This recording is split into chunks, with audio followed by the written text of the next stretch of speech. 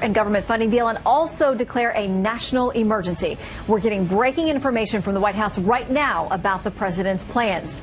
Hello and welcome to Fox News at Night. I'm Shannon Bream in Washington. We've got team coverage for you tonight. Chad Pergram on the president's plans to take an extraordinary step to secure the border and the critics daring him to do it. David Spunt live from Capitol Hill with details on the final deal. But we begin with Ellison Barber from the White House, where the president's team will be strategizing around the clock. Good evening, Ellison. Hi, Shannon. So a senior administration official is telling us that President Trump is going to announce $8 billion for his border wall. We're told that he plans to use executive actions in order to move around or sort of free up money from various federal agencies in order to get that money, that funding for the border wall. We're also being told that he does plan to declare a national emergency. That senior administration official tells us that the president, they're not exactly sure when the physical copy of that funding bill is going to make its way to the White House, but they said that President Trump at this point in time is planning to sign that. They're expecting him to sign that tomorrow morning. In a statement earlier today, White House Press Secretary Sarah Sanders said this, quote, President Trump will sign the government funding bill, and as he has stated before, he will also take other executive action, including a national emergency, to ensure we stop the national security and humanitarian crisis at the border. According to a new report by ABC News, DOJ is telling the White House the courts are going to step in and block a national emergency declaration, and that it is, quote, nearly certain to be blocked by the courts on at least a temporary basis, preventing the immediate implementation of the president's plan to circumvent Congress and build the wall using his executive powers. In 2014, Mr. Trump criticized then President Obama on the same day he announced a series of executive actions related to immigration, tweeting this, quote, Repubs must not allow Pres Obama to subvert the Constitution of the U.S. for his own benefit and because he is unable to negotiate with Congress. Tonight, the White House is making it very clear the president will make moves on his own. And right now, they seem unconcerned about the legal action that surely is on the horizon. Shannon. All right, Ellison Barber at the White House. Thank you very much. OK, let's go now straight over to Capitol Hill, where Democrats are warning the president he better not declare a national emergency. The White House says the president is firmly on legal ground and will ultimately prevail if challenged. Correspondent David Spunt is live from the Capitol tonight. Hi, David. Hey, Shannon. It's been quite a night here on Capitol Hill. The deadline was February 15th at midnight. That's less than an hour. Well, guess what? Congress made it. It appears the government's going to be funded, but not with some wrangling and fighting between inner parties, Republicans and Democrats. Now, the vote in the House, 300 to 128. The Senate, 83 to 16. The White House standing by for that bill right now. We have new video, though, of House Speaker Nancy Pelosi with just in the last couple hours actually signing the legislation in a photo op before it was sent off to the White House for the president's signature. Shannon, not all Democrats said yes tonight. Congresswoman Alexandria Ocasio-Cortez, a progressive Democrat from New York, voted no because of the bill's funding for parts of the Department of Homeland Security. Same story from Minnesota Congresswoman Ilhan Omar, who wants to defund the Department of Homeland Security. Speaker Nancy Pelosi said today that declaring a national emergency sets a dangerous precedent for future presidents. She mentioned gun violence, as today is the one-year anniversary of the Parkland, Florida shooting. You want to talk about a national emergency? Let's talk about today, the one-year anniversary of another manifestation of the epidemic of gun violence in America. That's a national emergency. Why don't you declare that emergency, Mr. President? I wish you would. But a Democratic president can do that. Democratic president can declare emergencies as well. Meaning a Democratic president could choose what constitutes a national emergency in the future.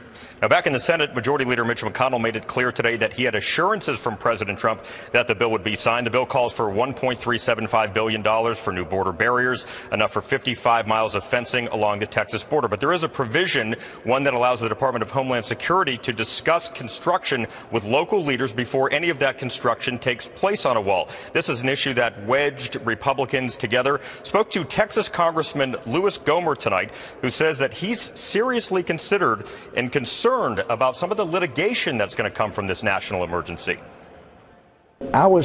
Came into this morning, thinking, you know, I may be able to actually vote for this. But then when I started getting the language, I was incredibly disappointed.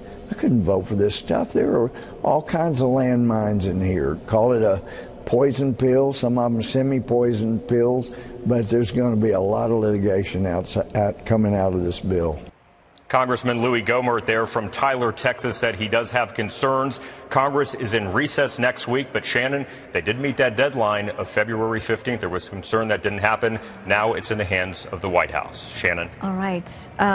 David, thank you very much. We'll watch and wait tonight as they consider their strategies there. So as the White House cobbles together, it says billions in additional funding that it says can legally go to the wall. Democrats are vowing to fight efforts to use that money for border security. Senior Capitol Hill producer Chad Pergram has the very latest. Hey, Chad. Hey there. Well, you know, one of the big issues here is just how much can the president move around. They talk about that $8 billion.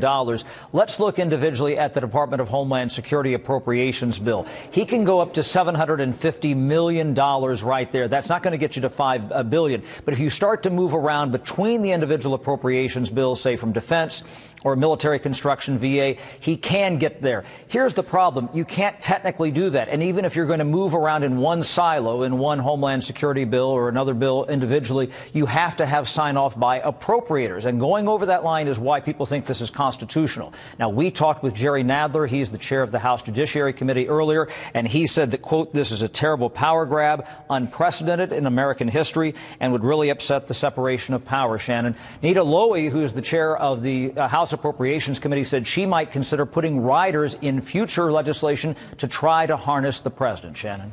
All right. So, Chad, we know that all administrations basically test the limits of executive power. I mean, I've covered a number of these cases over the Supreme Court. This isn't the first time this has happened. So why does it bother members of both parties so much? Well, Republicans think it sets a bad precedent. You don't know what comes next. But if you start to move around in these appropriations bills, all of these programs and pet projects, they have constituencies among lawmakers of both parties. And you're basically robbing Peter to pay Paul. If you move money around from, say, DHS over to defense or from ships to airplanes or to wall or something like that, somebody's going to cry foul and say, wait a minute, you're taking our money. There is a constitutional issue here. Article 1, Section 9 of the Constitution says that Congress has the power of the purse. And if you cede that to the executive, one wonders if they're playing within the rules, Shannon. All right. Well, Chad, it looks like we won't be doing one of our overnight government shutdown We've done a number reports of those, tomorrow night. We've done enough of that, but this time it looks like it's not going to happen. Chad, thank you very much. Thank you. Pleasure. All right. Tonight, following a stunning interview by ousted FBI official Andrew McCabe, lawmakers on both sides of the aisle say they will force him to testify on Capitol Hill. Chief Intelligence Correspondent Catherine Herridge has more on the claims McCabe is now making and the firestorm he's reignited. You're having a conversation about whether or not you're going to invoke the 25th Amendment. The Republican Senate Judiciary Committee chairman did not rule out a subpoena to compel testimony from Deputy Attorney General Rod Rosenstein and former Deputy FBI Director Andrew McCabe about discussions to remove President Trump. I would imagine if the shoe were on the other foot, my Democratic colleagues would want to know about that conversation if it involved a Democrat. Graham was responding to McCabe's upcoming 60 Minutes interview. According to CBS, McCabe confirmed longstanding media reports, including by Fox, that he believed Rosenstein was serious about wearing a wire to record the president. I was speaking to the man who had just run for the presidency and won the election for the presidency, and who might have done so with the aid of the government of Russia. May 17 is a pivotal month.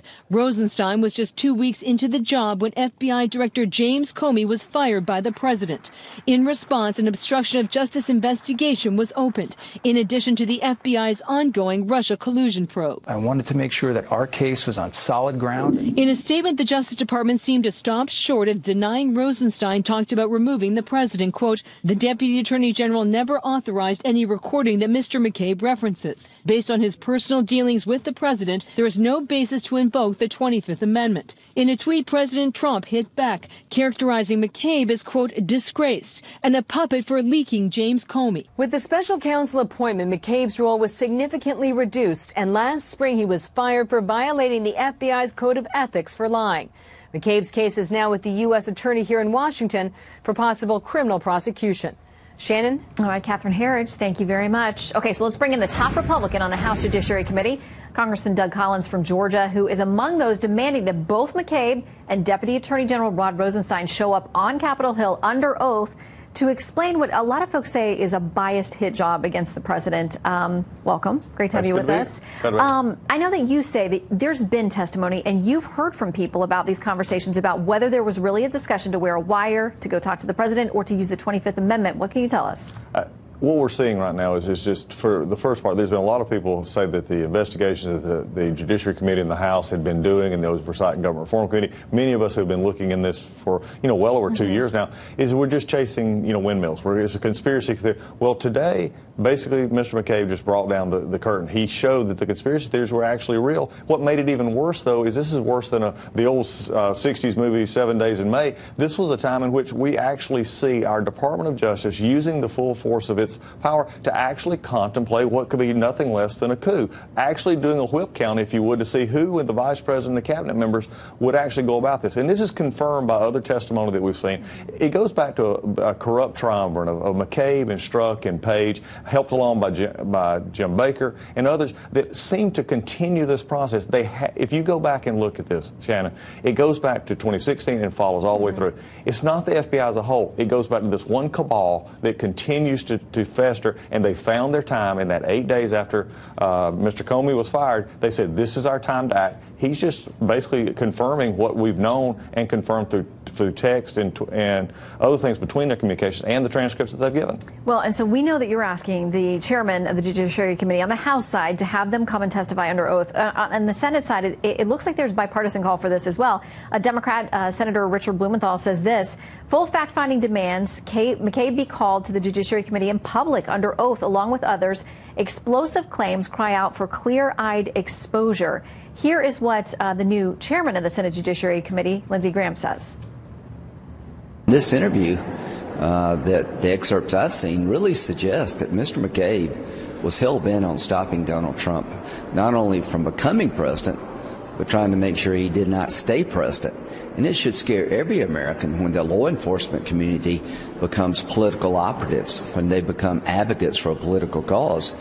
It would seem, regardless of party, that any American, if that turns out to be true, should be worried about this. Are you confident, or do you have any hope that Democrats in the House, now controlling the House Judiciary Committee, will actually want to get the answers that you're looking for? I believe they will. I'm going to think of better angels, at least for a moment. But I'm also skeptical, because they've been skeptical of this from day one. Although it was amazing to me, up until the transition and they took over on January 3rd, they didn't want anything to do with Mueller. They wouldn't even question. They told us that we were getting too close, and they just stayed away from it because they didn't want to believe what we were actually seeing, and they could actually see as well. They were in these same hearings. And then now all they want to do is talk about Mueller. All they want to do is talk about the president. All they want to do is do these things. What the chairman said there was very important. I think this is something for everybody watching tonight just to think for a second. What if this had been 4 years earlier in 2013, and this was the Justice Department, and it was a changeover in which these questions were being asked about President Obama? When he had his conversation with the Russian president, said, after the election, I'll be more agreeable. I have more flexibility. Yeah. And these kind of things, they say, well, would that have disturbed them? Is what they quote found in President Trump. What they have is a realization they didn't like the election results in 2016. They had already been allowed through the Obama administration in the end of 2016 become politicized. You see that with Strzok. You see that with Page. You see that in the text messages. You see their insurance policy. All of these things, it just goes back to that you had a corrupt influence that needs to be rooted out. Bill Barr's first step ought to be to get a giant broom and go in and sweep. He is the new Attorney General officially today. Yes. Okay, let us know if you get a response on this letter about the proceedings on the House side. Congressman, thanks for coming in. It's good to be here. Good to see you. All right, tonight, Congresswoman Alexandria Ocasio-Cortez declares victory because Amazon has announced it's not going to build its new headquarters in New York City, taking 25,000 jobs off the table. It shows that everyday Americans still have the power to organize and fight for their communities, and they can have more say in this country than the richest man in the world. And a mother thrown in jail, she claims, for calling a person by the wrong gender pronoun on Twitter. Could it happen to you? Details ahead.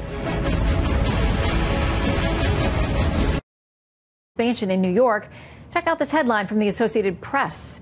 Amazon's exit could scare off tech companies from New York. Let's go straight to Chief Correspondent Jonathan Hunt for more. Good evening, Jonathan.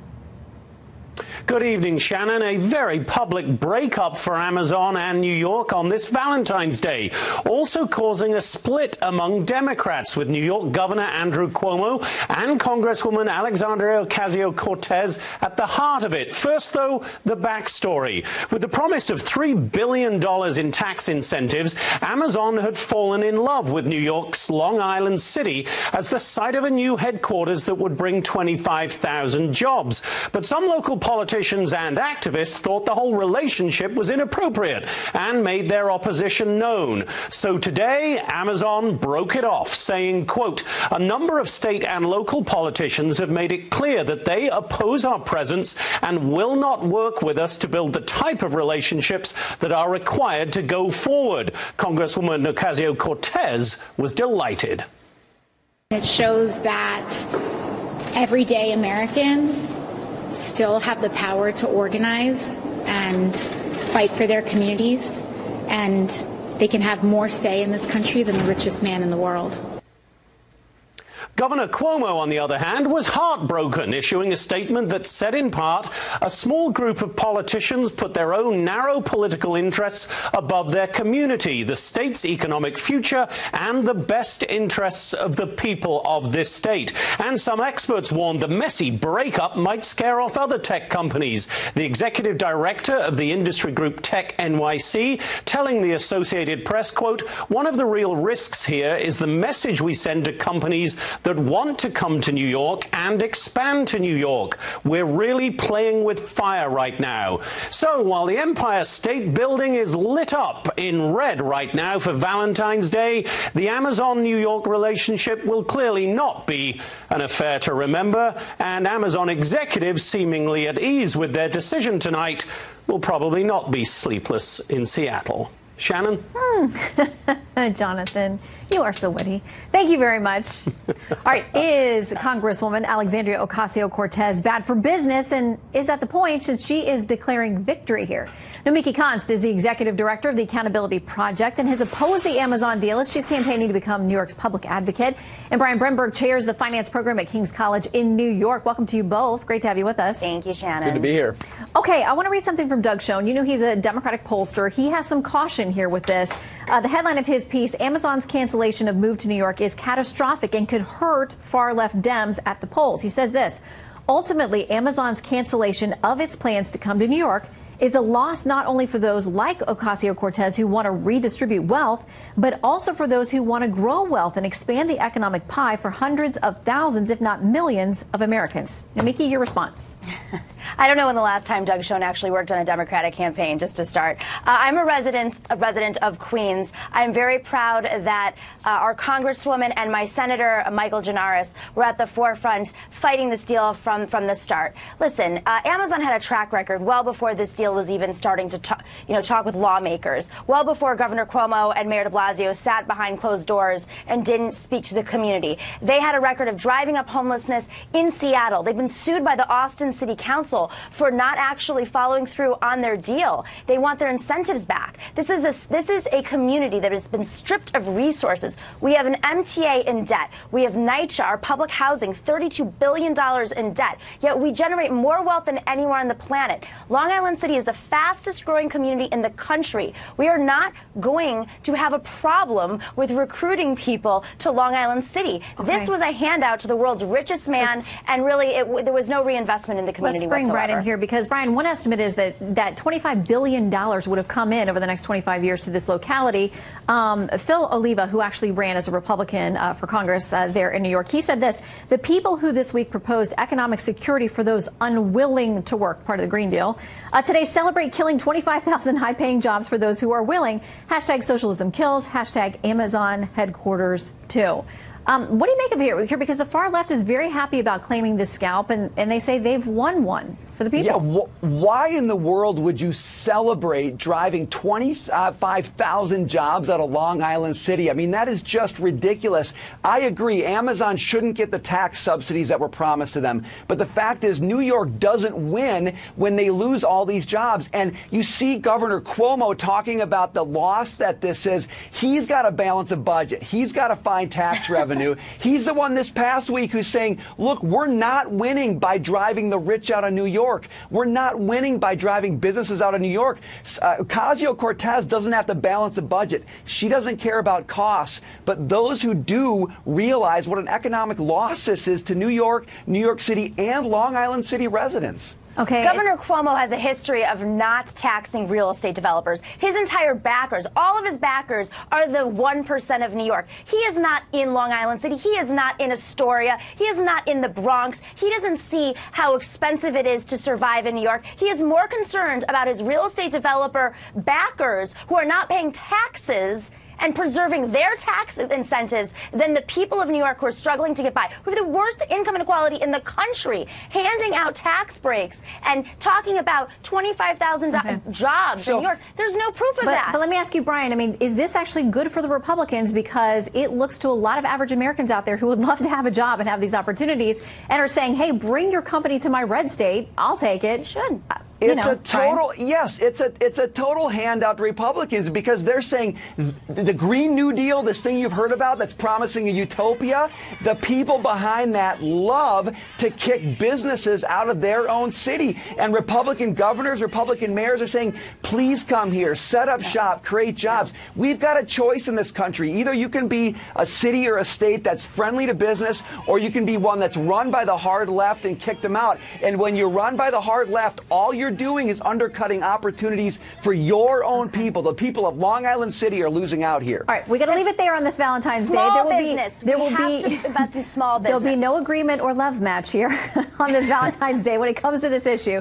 But Nomiki and Brian, thank you very much for both being with us. Good to be here. All right, is the fight against ISIS finally and fully coming to...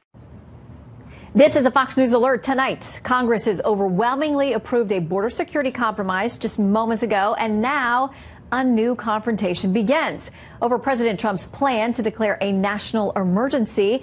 And he's moving around billions in additional federal money to the border wall. So money in the bill for border barriers is about $1.4 billion, far below the $5.7 billion the president insisted he needed. It'll only finance about a quarter of the 200+ miles that he wanted. Well, just over half of Republicans voting no tonight, but most Democrats were yes. The president plans to roll out that declaration first thing tomorrow. Stand by for fireworks. Well, amid the argument over whether the time is right to pull troops out of Syria, the end is near for the ISIS caliphate. That's according to a top British general. He says, quote, ISIS is on the verge of collapse and the end, the physical caliphate, is at hand. Yet, as correspondent Benjamin Hall reports, the end of the campaign is not yet in sight. Well, Shannon, the going is slow at the moment. This is the final ISIS-held village, and intelligence suggests the remaining fighters inside are battle-hard up a 20-mile buffer zone to safeguard against the Kurds. But Russia and Iran pushed back, saying this could only happen with the approval of the Syrian government. It's a debate which is only really conditional on the withdrawal of U.S. troops. Certainly, as the territorial battle against ISIS draws to a close, there is one eye on fulfilling President Trump's directive to pull troops out, but at the same time, an eye on ensuring that ISIS doesn't come back and making sure the area isn't handed over to other powers. Shannon? Benjamin Hall, thank you very much. Time now for 2020 in 60 seconds. Insiders confirming potential 2020 hopeful Senator Bernie Sanders reached out to Democratic Congresswoman Ilhan Omar to offer his support after she faced backlash from both sides of the aisle over what many considered to be anti-Semitic comments on Twitter. Sanders, a Jewish member of the Senate, saying in an interview with Jim Zogby, "We will stand by our Muslim brothers and sisters."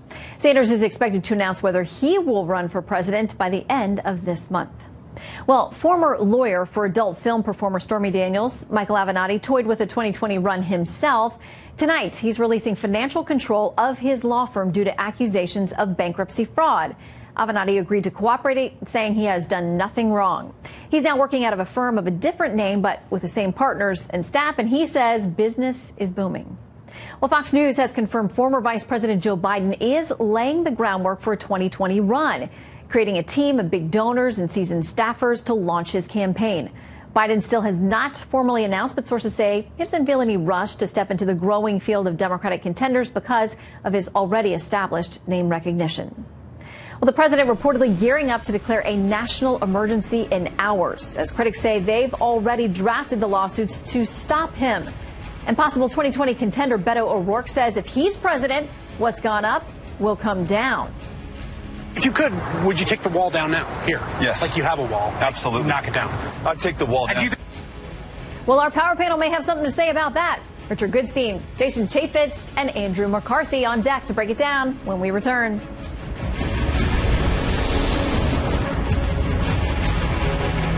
Hours to get more money for his border barrier. Tonight's power panel to talk about that and more. Former Clinton advisor Richard Goodstein, former Oversight Committee chairman and Fox News contributor Jason Chaffetz, and former federal prosecutor and Fox News contributor Andrew McCarthy. Welcome to you all, gentlemen. Thank you. Hi. Okay, I want to read something from Senator Elizabeth Warren, who is running for president in 2020. She says this: gun violence is an emergency. Climate change is an emergency. Our country's opioid epidemic is an emergency. Donald Trump's ridiculous wall is not an emergency. Jason, any worries you have that Democrats are going to say, hey, if he does this, we go declare an emergency on any one of these things, or taking away guns or anything else once they control the White House? Yeah, look, I didn't like it when Barack Obama declared emergencies along the way. I don't like it. I think it's a bad precedent. I understand why the president is moving this direction. I do think he has some legal authority to do it. I consider what is going on, or the lack of what's going on with the border wall funding, a failure of Congress, not of Donald Trump. But I don't want to give more power to a president. Congress has to do his job. As bad as it is, there is a political remedy, and that is to change Congress. Well, and Richard, tonight I talked to someone within the White House who said they know that this is a risk, but they don't really feel like it is because they feel like they're on good legal ground. Now, the question is this thing tied up? Is there an immediate injunction that kind of puts the whole thing on hold? Though they think they will ultimately win it, is it a good gamble? Look, the president could declare anything. He could declare that the sky is green. Border crossings, as we know, are at a low since 1971, down by the sixth of what they were in 2000. So as a factual matter, the national security chiefs just tested. It's already drafted. We're just waiting for him to do it, and we'll go file it tomorrow on the Ninth Circuit.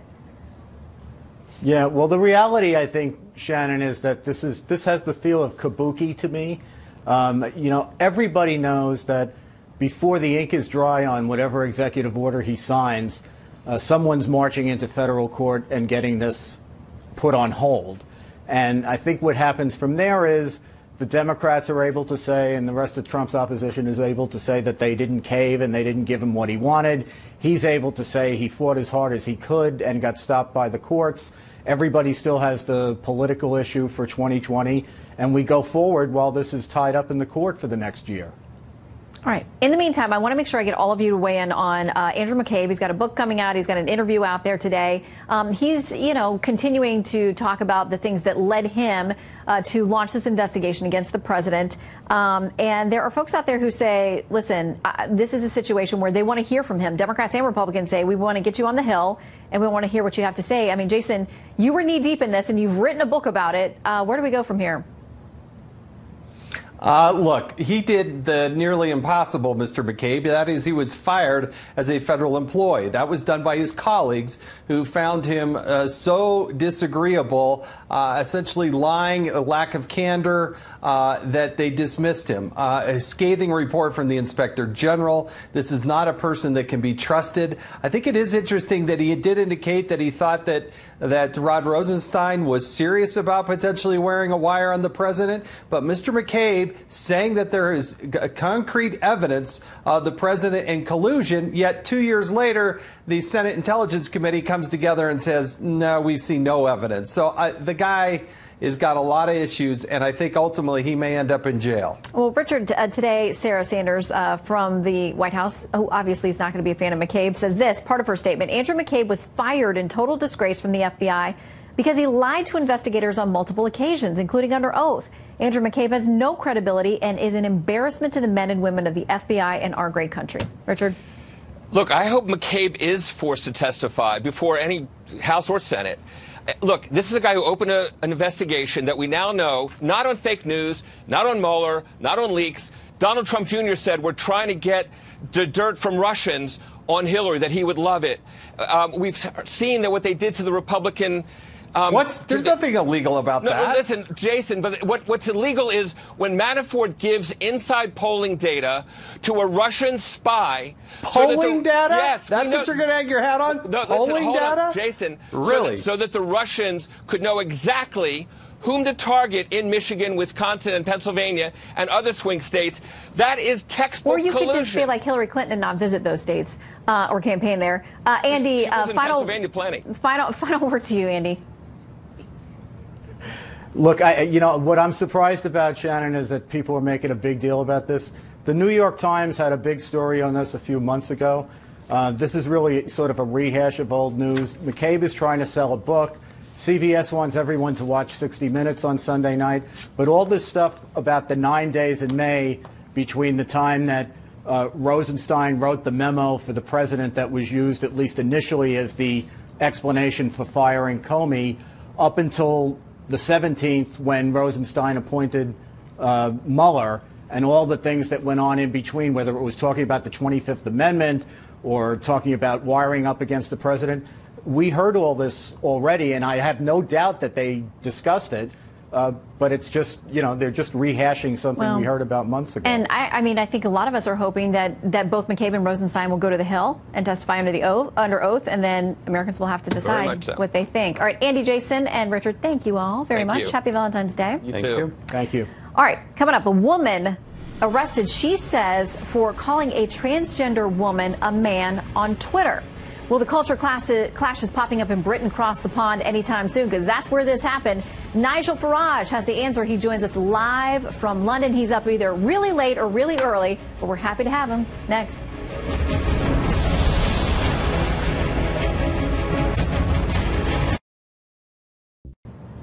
Police arresting a mother in front of her children and locking her away for hours. She claims it's because she called a transgender woman a man on social media. Now, this happened in the UK, so let's go there to Fox News contributor Nigel Farage to get more on this story. Nigel, great to have you with us tonight and tomorrow.